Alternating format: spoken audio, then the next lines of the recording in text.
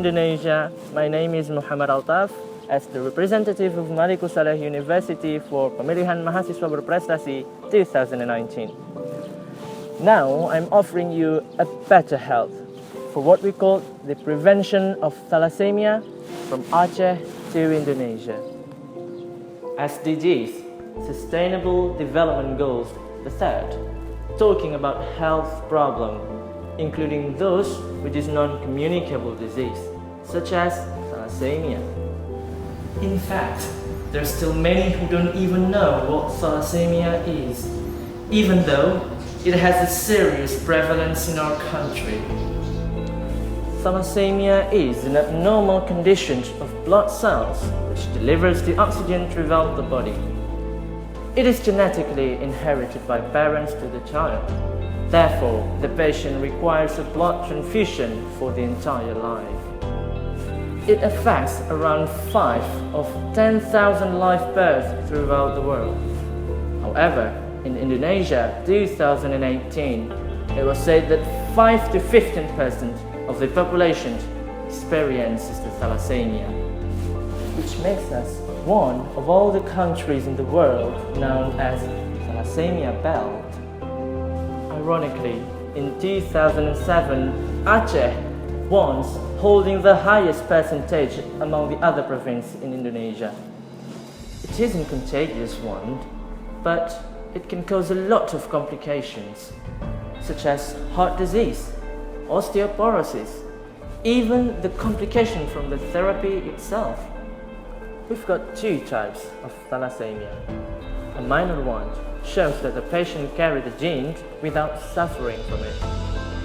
And the major one, it is they who must undergo the lifelong blood transfusion. For it's genetically inherited, there are 5 possible scenarios in a family according to the law of Mendel. Today, only 1 bag of blood would cost more and less around 500 and thousands of rupiah. If a patient requires blood transfusions once a month, even though it is more than that, it would cost about 6 million a year, excluding the hospital cost and others.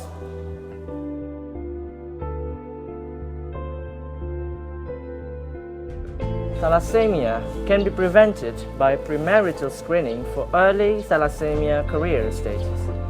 It can also be prevented by prenatal diagnosis, but selective abortion is not widely accepted by the public.